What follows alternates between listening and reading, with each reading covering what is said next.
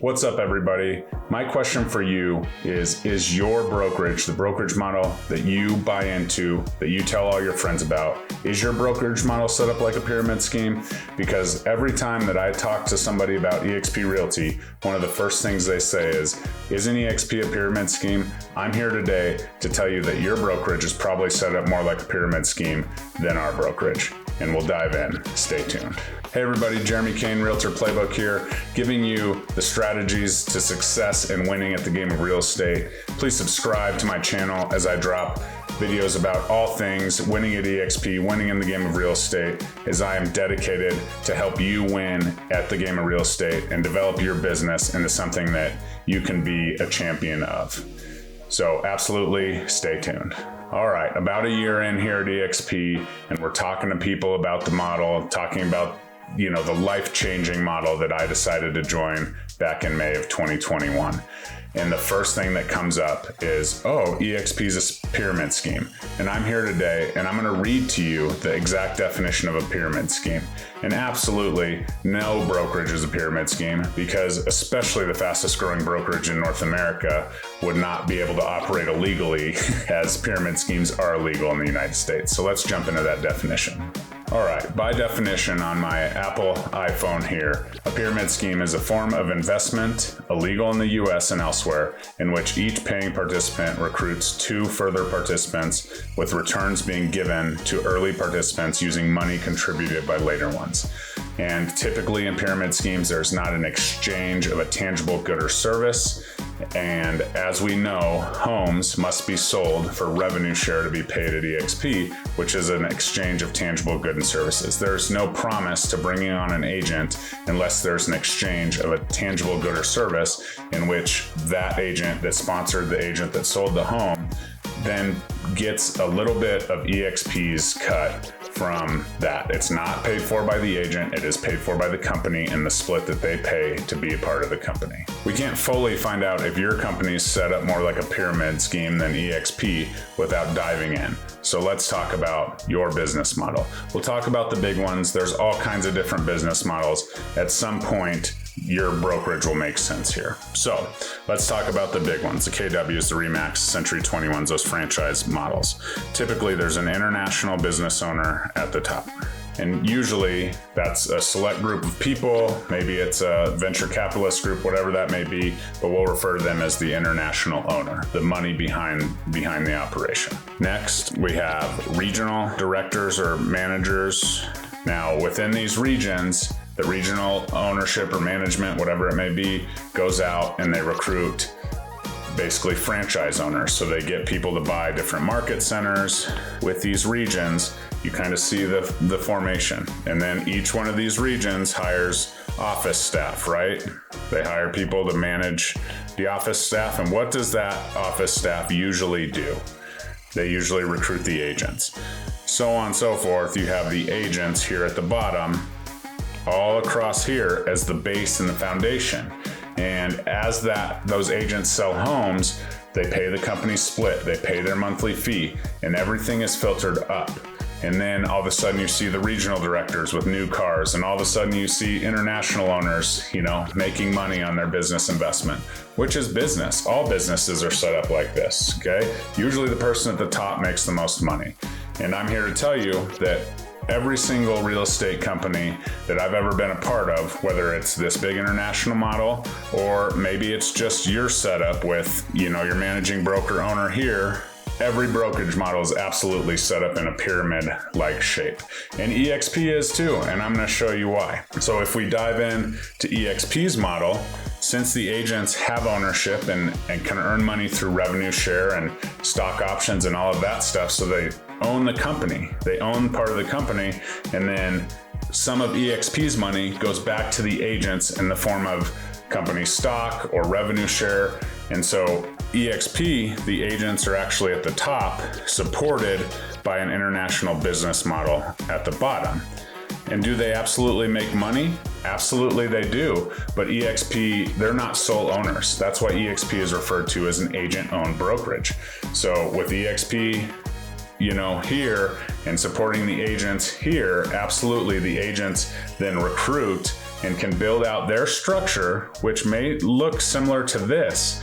But the thing is that those agents at EXP, typically the people that are selling houses are making more money because they're taking 80% of their commission. EXP is getting 20%.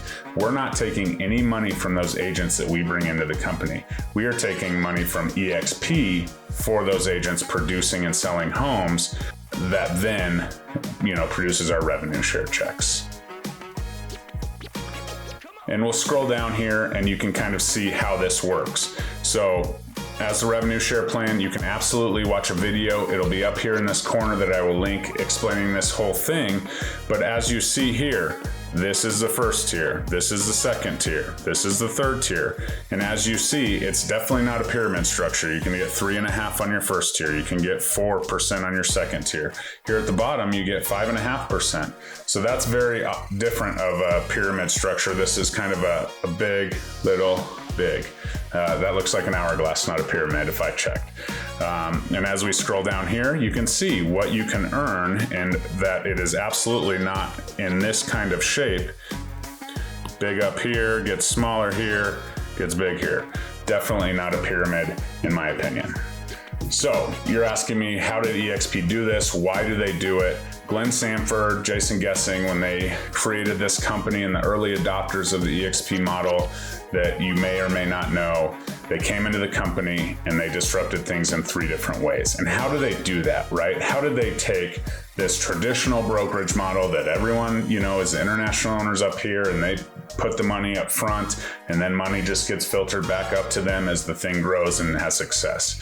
Well, the few things that they did is they eliminated the brick and mortar office. This completely disrupted everything because everyone knows. I was in an office yesterday. I asked the guy how much he paid for his brick and mortar office, $44,000 a month. Granted, it's a sick office in a sweet location, but $44,000 a month overhead. And that is absolutely why those profit checks at that company are a little bit smaller, because they have to pay $44,000, then they have to pay their staff, and then they have to pay their ownership, and then they have to pay, their partners.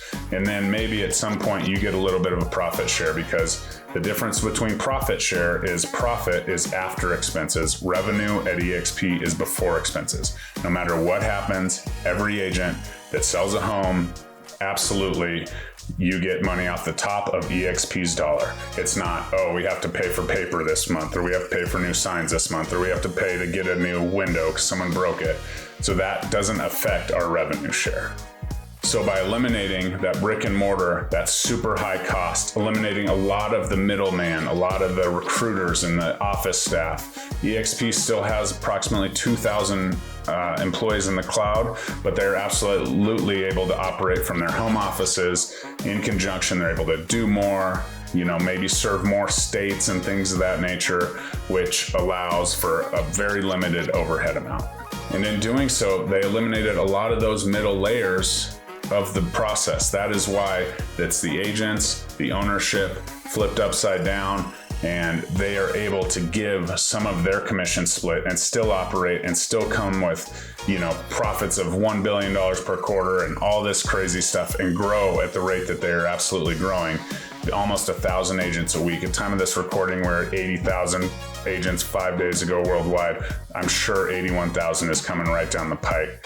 And the goal is to be at 500,000 within 5 years. That's absolutely insane, and nothing has ever been done like that in the real estate industry. And then the next disruptor was absolutely EXP giving 50% of ownership to the agent. So you're able to purchase stock at a discount per each closing. You get stock awards, for bringing on an agent and then closing your first deal, for just being an agent, closing your first deal of your anniversary year, and then capping in that anniversary year, you are given company stock awards. So just by the nature of doing what you already do, you earn ownership. If you're a top producer, the Icon Agent Award allows you to earn $16,000 in company stock. And a lot of companies out there are doing, giving you shares of this, shares of that, but the shares are directly tied to their profit margin. And so as they continue to grow and shell out more money and sometimes even pay for agents to join their company, that stock is suppressed and your 3 shares aren't worth anything. So by EXP's model, you're getting cat, you know, $200 a company stock, or $400 a company stock, or $16,000 a company stock in that icon award. So that's just minor differences that, you know, the founding fathers absolutely had in mind when building that. And finally, we have the revenue share. And this is the piece of the puzzle that people get kind of caught off guard. They don't fully understand. They don't understand the duplication and the opportunity here. Sponsors above myself, couple tiers, 3 tiers, are making 6 figures a month. Could 6 figures a month change your life? Could you maybe get to a retirement by building an investment portfolio, maybe, you know, doing stuff and buying, you know, shares of market centers? Absolutely. But could you do it in 2 years? You know, my good friend Mike and the people above him are making 5 and 6 figures per month just on revenue share. And this is why people kind of think about it as a pyramid scheme. But the bottom line is, if homes aren't sold, revenue share isn't paid. And so as you bring people into the company, you support their business, you collaborate, and you help them be successful, then absolutely they're going to be successful. They're going to sell homes. And just by nature, you saying, hey, you know, maybe you should check out this EXP model. They can name you a sponsor and you can earn that residual income and start your residual income future. Everybody knows it. The key to success and the key to wealth is that residual income. We are only one person. No matter how great we do things, we're limited by time. And this residual income model allows you to, one, exit the business. Okay, my own dad, 70 years old, still working. And it's hard to exit this business as a broker. No matter how successful you are, it's up to you to take money out of every single month, put it towards your SEP or your IRA or whatever, you know, vehicle you choose. And then hopefully you have some residual income in rental properties and things that maybe you've obtained across the board. But if you do not, there's people that have jumped into this business. I was on a call today. A guy was a managing broker, extremely successful, was offered a big number to sell his company. And the way that he explained it was, they offered him $3 million, but you got paid a little bit on year 1. You got paid a little bit on year 2. You got paid the big amount in year 3, but it was directly applied to how many agents stayed. Well, this guy eventually said, well, that's going to be tough. I'm basically gambling on you being good at your job and retaining agents and training and so on. And I probably won't get very much money on the back end.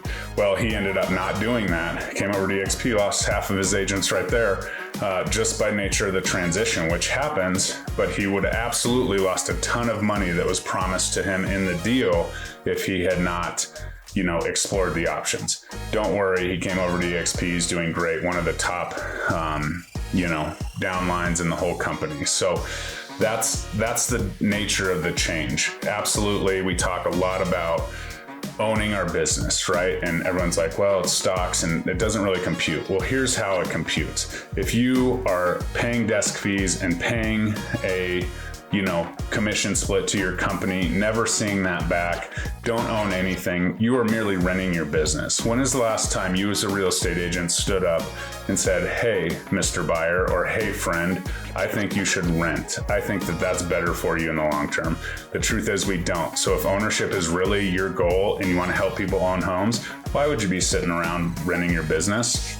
It's all there. Obviously, those 3 industry disrupting models that EXP has put together is absolutely life-changing. And don't believe the hype. EXP has not changed its revenue share model. At the early times, they were offering stock options and things of that nature, which all companies do at the beginning to get things going, to get the hype.